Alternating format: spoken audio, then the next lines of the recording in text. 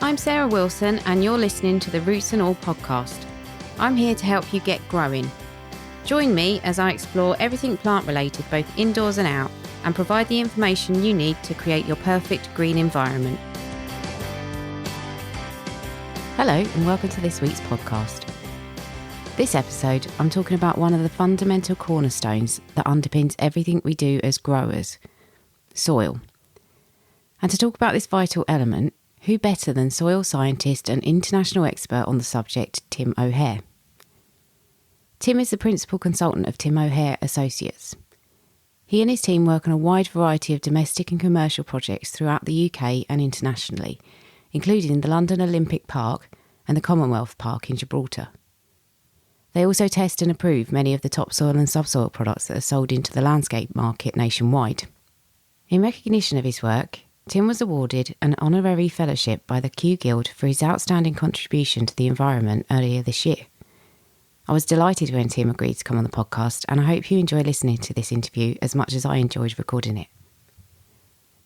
Obviously, you work on large-scale commercial projects, but presumably the problems that you come across can be similar to those faced by gardeners, regardless of the size of their plot. So when a site's being redesigned or is established from scratch, are there any particular mistakes that you see repeated time and again that cause damage to the soil?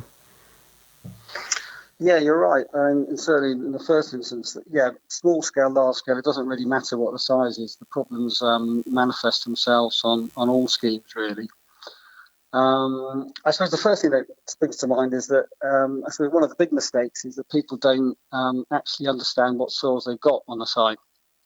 Little or no investigation or assessment by themselves or whoever is undertaken. So if you're not aware of the type of soil you've got, whether it's acid or alkaline, or whether it's a sandy soil, silty soil, clay soil, how deep is it? Have you got 100 mil of topsoil or have you got 400 mil of topsoil? All those sort of factors sort of need to be thought out at the very beginning, really, because that firstly gives you a better understanding of what you can and can't do with the soils on the site, but also steers you towards plant selection, species selection, and sort of the need or considerations for drainage and all those sorts of things. So I suppose that's one of the big mistakes. We often get invited to projects when it's all been constructed and they've got serious problems of drainage or certain plants aren't happy in the soils, and it's sort of, you track back from that, you think, well, if they've made certain decisions at the beginning of the project based on some baseline information, they could have avoided all those issues. But yeah, in terms of sort of what causes damage to the soil, I mean, at any process which interrupts the soil, so it's the contractors turning up and parking their equipment on site, storing materials on site,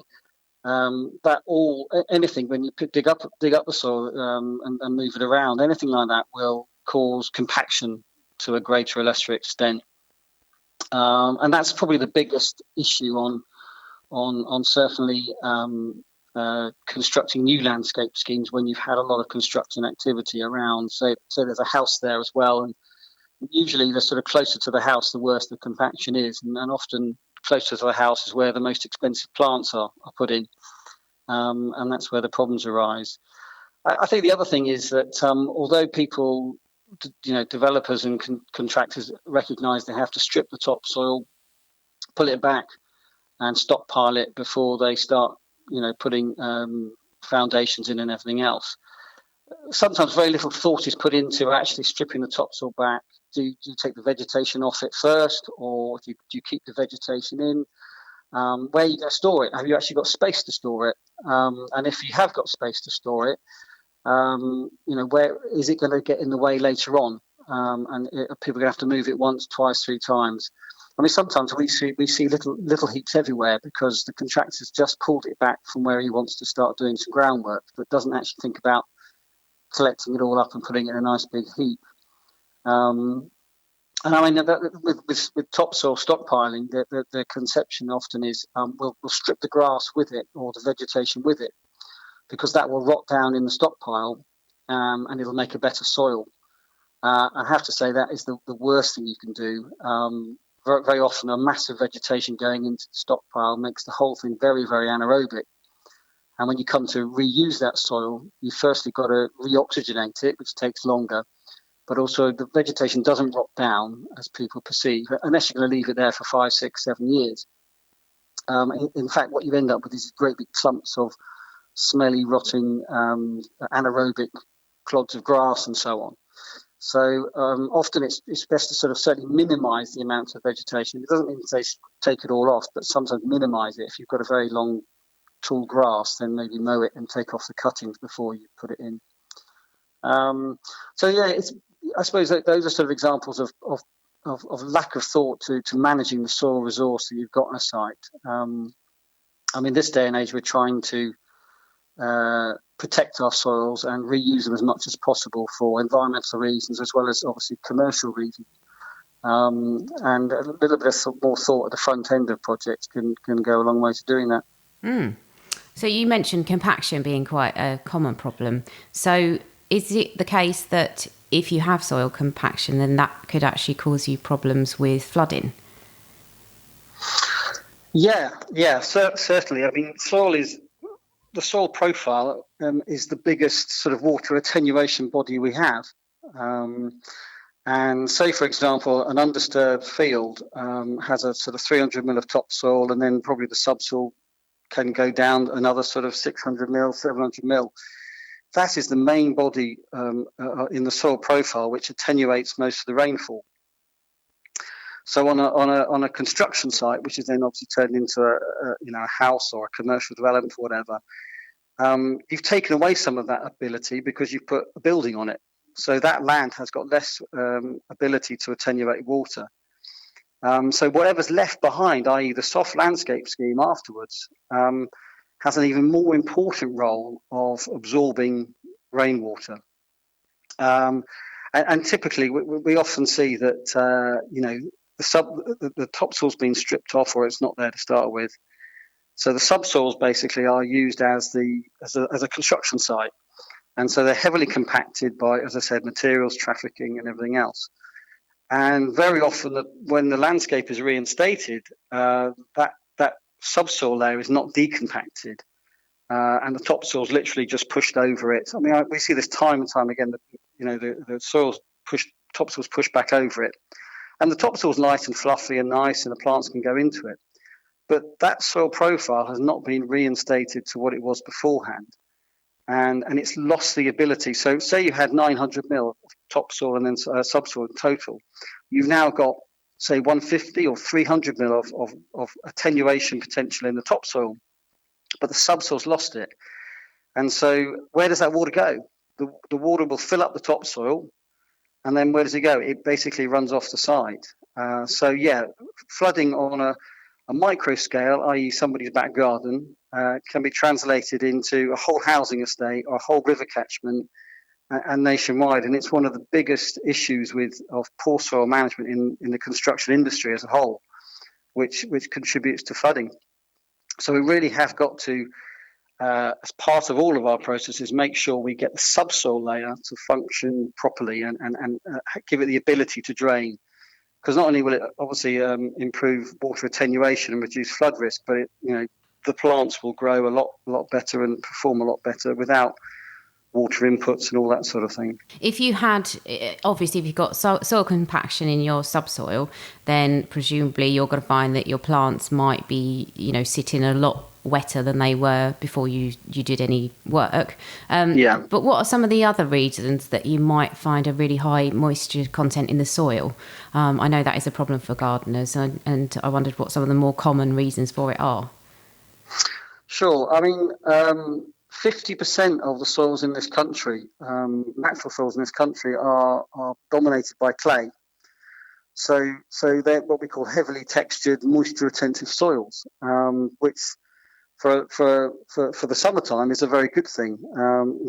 We want that water there to supply the plants. But come winter time, it's more water retentive, and I think it's heavy clay and heavy silt soils are slowly permeable, so the water doesn't move through them very quickly. So if you've got high levels of input of water, i.e. lots of rainfall over our winter period, or typically over a winter period, the water backs up. It doesn't drain quickly enough to go down through the soil profile.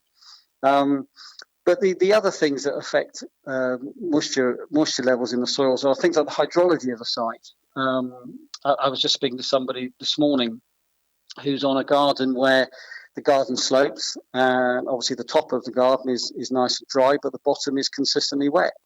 And that's a perfectly natural thing. Water goes from high to low, and we have to cater for that. So in this instance, she's selecting a plant species, a palette of species, which will tolerate moisture-retentive, heavy, wet soils, which is perfect.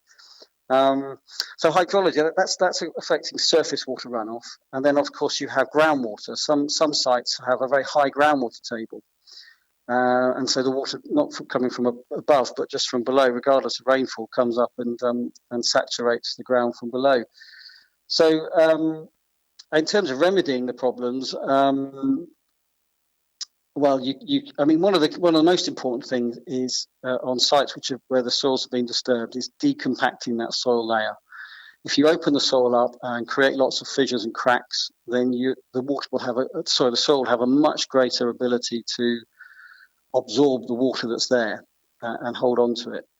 Other options are sometimes when people want to do tree planting or shrub planting in wet areas, is to slightly raise the planting beds or raise the tree planting area. So if you're planting one individual tree, you can mound it up slightly, or if it's a group of trees, have them all mounded slightly, just to, no more than say 300 or 400 mil above the surrounding ground, because it just lifts at least a proportion of the root ball above the very wet ground. And it's a very cheap and cheerful way of doing it. You don't have to bother with land drains and other ways of getting rid of the water. The water's allowed to stay there, but the trees are sitting just above it. That's a technique that's been used for hundreds of years. It's nothing new, but I think it's something that designers forget about sometimes, and it's a perfectly good way of doing it. Obviously, land drainage is another way of removing surplus water. And again, some drainage designs I see are very good and efficient, and others are terrible. They don't actually. They really only end up with a very short lifespan. The use of geotextile in drainage systems is one of the big problems, because we find time and time again the geotextiles clog up with the soil fines, and then they become useless, basically. The other big thing, if you're going to think about drainage, is you've got to take the water somewhere. It's no point putting lots of expensive drains in, backfilling them with gravel if there's nowhere for it to go. Now, often people think, well, we'll put a soakaway in. That's perfectly good. That's a really good option, provided your ground offers soakage. We see a lot of soakaways which are not soakaways, they're sumps, because the water's drained into them and it doesn't drain out the bottom end, because the whole site is on clay, for example, and therefore that's not an option. The other option that is not really available these days is draining into the surface water sewer system. Most water companies these days will not allow any land drainage to discharge into the sewers, because they're basically saying they're full, they're at capacity, and they can't take any more. The halfway house of that is to put in a soakaway layer, or one of these crate systems, which will take most of the water. But if it does overflow and it fills up, then there's an overflow to tip into the sewer system or into a ditch or something like that. That is more accepted by water companies these days. So going back to what you were saying, I was thinking about the mismanagement of soil actually when works are being done. I'm assuming that it is desirable to preserve the macro and microorganisms that are in the soil, but if we did cause any problems that caused them to, be destroyed in any way, how could we get them back? I think, certainly the microorganisms usually aren't destroyed by sort of soil disturbance. They're there. Even when you put topsoil into a stockpile and it goes anaerobic, basically that process, the normal aerobic bacteria become dormant effectively, and some die off, and they're taken over by anaerobic bacteria, which have been sat there in a sort of dormant state. But when that topsoil's re-spread and re-aerated, usually the normal microbes will come back in, or they'll sort of wake up again. So it's not a permanent means of damaging that. So microorganisms generally, if they're there to start with, they will be there again. Things like earthworms, bigger stuff, yes, unfortunately they do get destroyed by sort of earth moving processes. But generally, soils are full of earthworm eggs, and so they will obviously hatch and recover, and the population will then expand from there on. I often get asked, a lot of the soils we use these days are what we call manufactured topsoils. So they're made using sort of mineral overburden materials, subsoil materials, which is then blended with compost. Compost has a multitude of microorganisms, fungi, bacteria, protozoa, and so on. So those soils are automatically inoculated with microorganisms straight away. And obviously, if you add a compost or a manure to an existing topsoil, then again you're inoculating it with the microbes as well. But I mean, interesting. So people say, well, what do we need to introduce earthworms and the like into these manufactured soils, because they don't obviously have any earthworm eggs? And I've seen a few schemes where people have tried it, and it hasn't worked. Generally, earthworms will, when you've created a brand new soil after construction works, the soil's not really in a good state to be able to receive a load of earthworms. There's not enough oxygen. There's probably a lot of compaction and so on.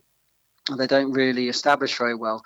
I mean, on the Olympic Park, all the soils that we designed for the Olympic Park, there's 7 different types, were all manufactured soils. So there was no earthworms in them when they arrived. But I've been back on several occasions since then, and the earthworm population is thriving now. And so you think, well, where have they come from if they haven't been introduced by us? And actually, if you think about it, all the trees that have been planted on the Olympic Park came from nurseries, and the root balls obviously were the natural soils from the nurseries. So when you're planting anything which is being field grown and has a root ball, for example, then that will have its own population of macro and microorganisms. Things like mycorrhizae fungi will be in there as well, and if the conditions outside of the root balls are right for the organisms, then they will quickly expand and migrate. So root balls are a fantastic mechanism for introducing earthworms and other macroorganisms. I guess it's like when you empty a pond and you keep a little bit of the water back, it's just repopulating it with all the living stuff, and it doesn't take long to colonise. Exactly, yeah. So you were talking about the manufactured soils. If you were importing new soil, where would that come from? And are there environmental implications of importing and exporting soil across sites? In terms of environmental implications, I mean, clearly moving soils from one place to another is burning diesel in lorries, and doing all the sort of environmental impact stuff that we're aware of. So the principles are you try and minimise how much soil you move from one place to another. It's far better to try and reuse what you've got. In terms of where soils come from, well, really there's 3. The topsoil industry, if you like, has 3 main sources. You have natural topsoil. So if somebody's developing a greenfield site, and they only need half of the soil to be reused again, which is pretty typical, or even only a third maybe, that surplus topsoil is taken off-site by haulage contractors and soil companies, and they either supply it directly to other projects, or they take it back to a yard and stockpile it and then sell it on later on. So there's natural topsoil. We have our dear friends, the sort of skip waste companies and demolition companies. They offer a slightly different soil. It can be called screen soil or screen muck away or recycled soils. And basically, this is the fines that are left over after they've screened what's coming in a skip. So the skip may contain brick rubble, some topsoil, subsoil, some window panes, whatever, tarmac chippings and stuff. And it goes through a 10mm screen at the recycling yard. And the coarse aggregate that's recovered is obviously sold as recycled aggregate, which is great. But the fines that have come through the screener, they are miraculously somehow turned into topsoil. And it's not topsoil. It's clearly not. Sometimes it looks like topsoil, but it's not. It doesn't have all the properties of topsoil. And as I said, it can be laced with glass and ceramic shards from tiles and stuff. It can have contaminants in it. I mean, obviously tarmac and ash and clinker, things like that, have contaminants, heavy metals and hydrocarbons. So there's the screen muckaway soils, usually the cheaper stuff, and it really has least potential. Certainly not in domestic gardens or schools, play areas, or high performance, high demand landscaping schemes. That sort of soil is not suitable. So the third option is the manufactured soils, which are, we've been playing around with them for almost 20 years now. Blue Water Park, the big shopping centre in Dartford in Kent, that was all manufactured topsoil. That was the first one we had a go at it on, and we made about 60,000 cube of soil for that. But many companies are doing it. You can buy manufactured soil now, so nationwide really. And if the components are good, so normally, as I said, it's a subsoil. A sandy subsoil is mixed with a compost to make sort of a soil substitute, a topsoil substitute. That should usually work. I mean, people do try using other things, silt bed washings. Construction demolition waste is used instead of subsoil, and you can have some very bad manufactured soils out there. So those are the real three sources. And my advice is to, whatever soil you're going to bring in, make sure that your supplier can give you up-to-date, accurate, independent analysis that confirms that the soil's fit for purpose. So how would you know you weren't importing any horrible, nasty weeds in? If you're importing natural topsoil, then you've definitely got a weed seed bank. You don't necessarily know. If you can visually identify things like rhizomes, things like bindweed and couch grass, you can visibly see it. But weed seeds, you just don't have a clue. And you should assume there's certainly a weed seed bank there. Things like Japanese knotweed are very difficult to, mare's tail, things like that, it's very difficult to see them in the soil. So you've got to ask the supplier about the source of the soil, where's it come from, and they should be able to confirm that it's free of those sorts of weeds. Manufactured soils, again, if they're using good quality compost and the base material they're mixing with is a subsoil or an inert material, then it shouldn't have any sort of weed seed bank at all. So manufactured soils generally are weed free. Yeah. Okay. So you were talking as well about contamination of soils. What are some of the more common things that soils might be contaminated with? Well, I suppose there's three elements to that. Most of the time we test for things like heavy metals, so arsenic, cadmium, chromium, lead, mercury, things like that, and also a range of hydrocarbons. Hydrocarbons are particularly problematic because a lot of them are carcinogenic, so we try and minimise human exposure to them. I mean, they don't harm plants at all. I mean, hydrocarbon is another form of organic matter, so it's not a problem. But there's some certain nasty ones out there which we try and avoid. And then things like asbestos as well is prevalent in the soil. The buildings which were made with asbestos, a lot of them are being demolished, and although a lot of them have contractors to remove asbestos, a lot of them in the past didn't. So you get asbestos fibres flying all over the place. So it's worth checking the soils for that as well. So those are sort of high, contaminants which I would say affect human health.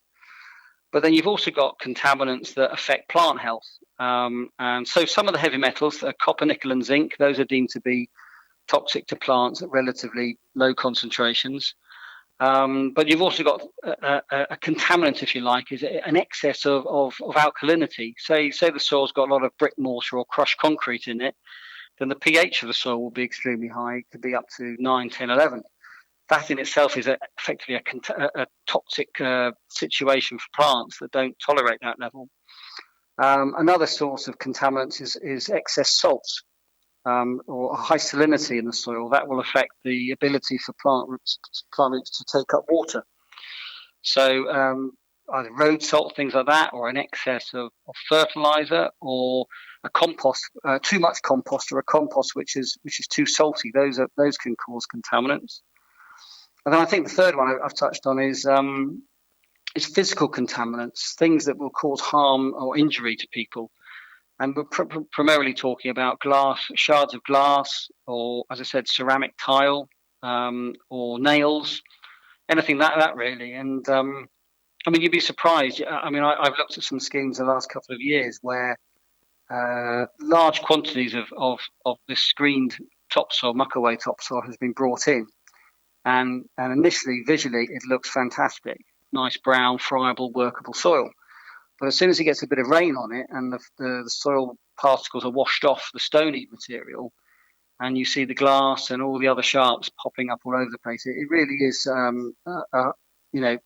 only a high risk to end users. You can't spread it on a garden lawn, for example, but it's more common than people would imagine. So people should be vigilant for that sort of thing. Yes, I've found all sorts of things when I've been digging in gardens. I'm sure most people have dug up a greenhouse in their time, but I found a horse's tooth the other day, which was novel. So I'm sure you found some strange things as well in your time. But can you maybe talk about one or two interesting projects that you've been involved with, or where you've had, particularly interesting challenges, or where the soil had to perform an unusual function, for example? Sure. I suppose one of the projects we've had a long-term involvement with is Jubilee Gardens, which is the park right next to the London Eye in central London.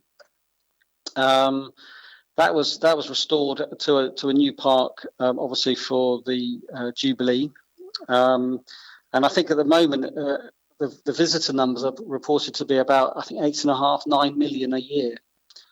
So we knew they. I mean, I think when we originally did all the specifications for the soils there, we were told it was about 3.5 million was the visitor numbers. So that was still enough to warrant using very specific soils to make sure they could deal with the pressure on them. So the gardens have it's predominantly laid to lawn, the soft areas, but there's also about just over 100 trees planted as well. So we worked on the basis of two main soil types, where one was for the trees, like a general sort of planting topsoil for the trees and shrub beds as well. And they've all done tremendously well, and we're really pleased with that. But I suppose the focus I've got on is the lawn areas, which have to take a huge amount of foot trafficking and therefore compaction. So for those, we did use a very engineered soil, pretty much on the same principles as a golf green would be, except we didn't use golf greens. Generally use peat as their organic component. We don't like to use that, so we use green compost as the organic component. And yeah, those soils have performed tremendously well. They're not without high maintenance. I mean, with that many visitors, the maintenance for the project is extremely intense. We do aeration and decompaction all the time, and it does get fed obviously as well and irrigated. But it's phenomenal how good the grass looks and how much it puts up with the wear and tear. And it's purely down to partly down to the composition of the soil, which was, as I said, a really high performance root zone. So yeah, that's one project which we oversee and advise on the maintenance of it year on year. So we go back and test for compaction and test for fertility and so on, and then advise on the forthcoming year's maintenance for that. Another project, probably a little bit further afield, but a nice one to talk about, is one we did in Gibraltar a few years ago with Mark Gregory from Landform Consultants and in turf with the turf suppliers. So Gibraltar everyone perceives it to be a great big rock, which it is. There's very little sort of flat ground, but they have reclaimed land from the sea over hundreds of years.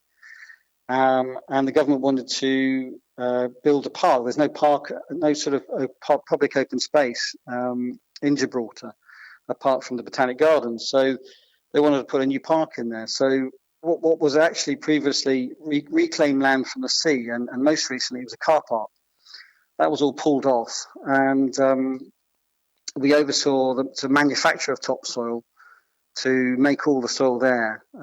So we used clay arisings from local ground excavations and construction projects. We imported manures from Spain and sand and stuff from various areas, and the soils there are all manufactured, but do tremendously well. I think it's probably, certainly the clay-based topsoil is probably the best topsoil I think we've ever sort of made, because it, as you said, clay soils are very good if they're dry and manageable, and obviously with the climate over there, it was easy to make the soil and handle it. But the plants, I've been back this year, and the plants are doing tremendously well. The trees have put on huge growth. Everything's looking healthy, and I suppose most importantly, all the public in Gibraltar absolutely love it. The park is full all the time, and it's a great amenity space. Yeah, I saw pictures of that when it was still a car park, and it is phenomenal. The transformation is amazing. So before I let you go, I know it is a little bit off topic, but it is a concern, I think, for a lot of people. We get a lot of things on social media where people will say, there's only 40 harvests left in our soil, or whatever the number is. So we do think, I hear that the topsoil is being lost, it's being eroded, and that if that happens, obviously that's going to have an effect on our ability to feed ourselves, and that seems to be a global problem. So is that something that we, in your opinion, should be taken seriously, and can we do anything to stop it? Really good question. Yes, it is. There is a global threat, and certainly a national threat as well. It is serious. Our soils have been under decline for many, many years. As a nation, as a sort of national coverage, we're talking mostly about agricultural land here, and particularly arable agriculture, where there's not a permanent cover of vegetation. And really the quality of the soils have diminished over the years, partly because in the old days farmers were very much mixed farmers, and the manures and stuff from the cattle or sheep would go back onto the land, and farming fields would be rotated between pasture and arable. And that sort of system is deteriorated really, and we're now into sort of big commercial farms which are focused purely on agriculture, and farmers have relied on chemical fertilizers rather than organic manures and so on. So over the years, organic matter levels and carbon levels in the soils have deteriorated. Microbial activity and macroorganism populations have diminished. So there's been a steady decline, not just in sort of loss from erosion, but loss in soil health as well, and therefore soil function. And whilst the government and lots of agencies are now sort of going back to trying to create biodiverse habitats on field margins and so on with wildflowers and so on, we've got to do a lot more. And there's a body called the Sustainable Soils Alliance, which is now actively talking to government and encouraging lots of companies and other organisations to really look at this. And interestingly, we're running a conference on the 26th of September, which Neville Fay, the chair of the Sustainable Soil Alliance, is talking. And really, part of my focus at the conference is to actually focus on what the landscape industry as a whole can do to contribute to that. We can't actively do much about farmland because we're not involved with it. But as I've said all along, we don't leave soils in a very good state after we've had them on construction sites or even new garden construction projects. And I think if we all did our bit to try and make sure, subsoils are decompacted, soils are working as efficient as they can, we're trying to promote biodiverse habitats rather than sort of monocultures, all those sorts of things will help with it.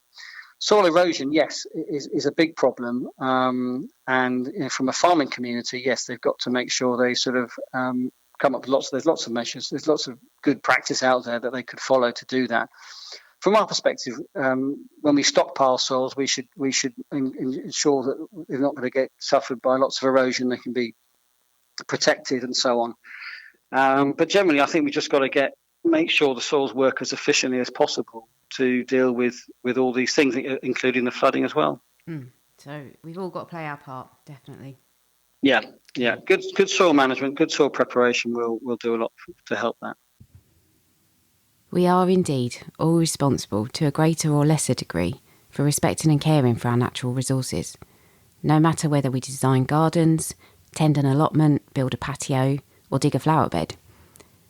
I'd like to thank Tim for agreeing to the interview. He's involved in some huge projects, and so I very much appreciate that he took the time to share his knowledge with us. If you don't follow me on social media, you probably won't know that Roots and All has been shortlisted for the Garden Media Guild Radio Broadcast/Podcast of the Year award. There are 4 other podcasts and radio shows on the shortlist, and they're created by large organisations and fronted by professional media personalities, so I'm delighted and honoured to have made it to the shortlist. And I wouldn't have done that without my wonderful guests, and it would be meaningless if it weren't for you listening.